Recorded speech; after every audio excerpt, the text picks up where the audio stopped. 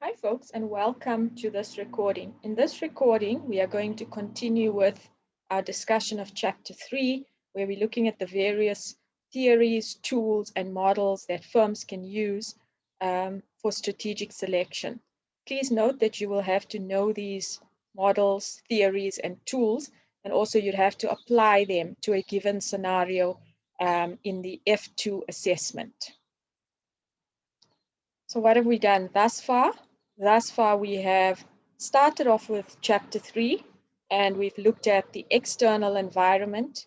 We practiced the pestle analysis, and we also looked at the industry environment, where we use the tool of Porter's 5 forces.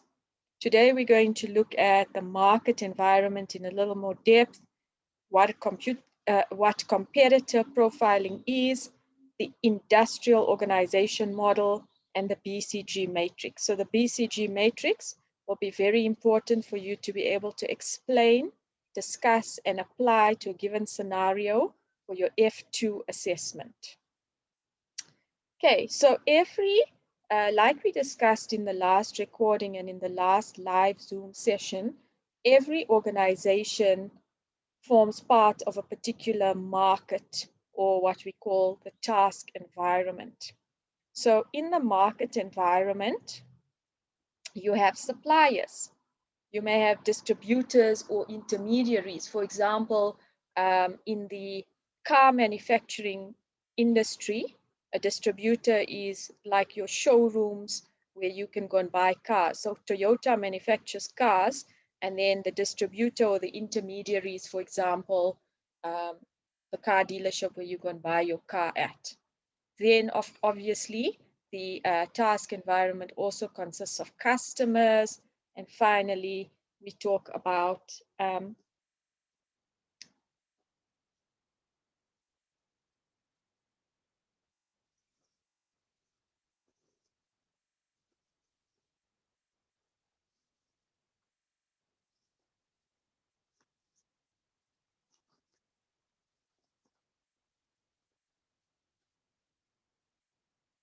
sorry about that, a little bit of sound issues. So we have the market or task environment, we have suppliers, we have the distributors or intermediaries. Sometimes you also have a manufacturer, and then the manufacturer sells their stuff through, for example, a Pick and Pay. So for example, Clover is a manufacturer, the distributor or intermediary is Pick and Pay or Spar or whatever. Then you have customers, and then finally, an important element in your market or task environment are competitors. So in the next slide, we're going to look at more about competitors and what they mean for a business. So in this section, we talk about competitor profiling or competitor analysis. So this is the process in which you look at your competitors. This may be current, and maybe you know of some potential new competitors that are coming into the space where you are in. You evaluate their weaknesses, strengths, in order to help management to prepare the competitive strategies. So the purpose of a competitor profile is for competitors to be identified, and then what are their weaknesses, what are their strengths, and you as senior management and people who make the decisions about the future of your firm, you take that into account and work around or kind of outwit your competitor. Okay, so this competitor analysis must be part of the input into your strategy formulation. So what should you take note of when you're doing a competitor analysis? What is the competitor's objectives? Why are they coming into the market? Are they going to be a low-cost supplier? Are they going to focus on a particular market called a niche market? What are their assumptions about the industry, about the growth, etc.? What strategies are they going to come in with? And then what are their resources and capabilities?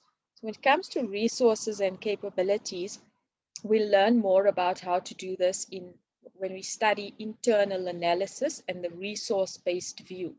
For now, you can look at, well, is your competitor an international or a multinational company?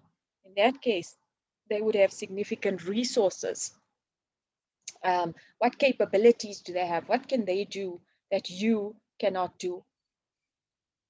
Okay, the next model we then look at is the industrial organization model, and it's based on the idea that the industry and everything to do with the industry is very powerful, and that is what determines your organization's performance. So they give less emphasis to the choices and the decisions made by managers, and they say it's more to do with the way the industry is structured. So your success or lack thereof as a business is more tied to the forces in the industry rather than the decisions you make as a manager. Okay, now we get to the important model that you will have to be able to assess, explain, and apply for the F2.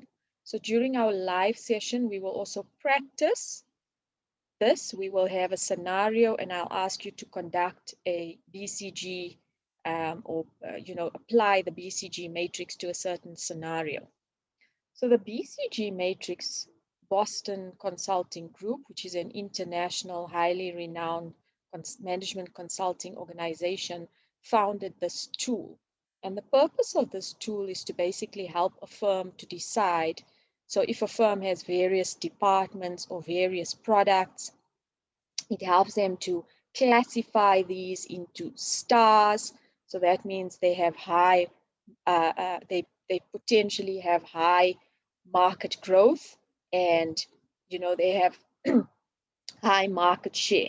Then a question mark is one where you have the potential for market growth is high, but you currently have a low market share. So you're in an industry which is growing, but you have a lower market share. A cash cow is basically kind of a product or a department which generates a lot of cash for you as a business, more cash than it needs in terms of reinvestment.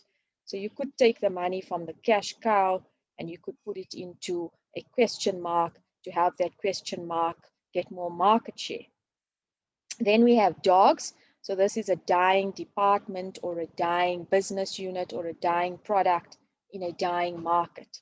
So the purpose of the BCG matrix is to help firms to think about and classify either their business units or their departments or their products, and then focus on, for example, what are stars, which are the stars and which are the cash cows, and then what to do about dogs. Do we cut them out? Do we divest?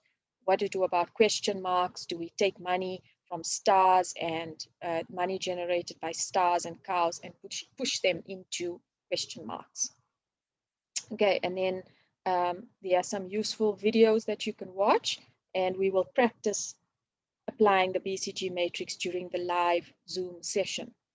So in today's lesson, we have basically explained the tools of competitor analysis, the industry organization model, and the BCG matrix. We have looked at what constitutes the market or task environment, and why competitor profiling or analysis is important, and what you should take note of when doing a competitor profile.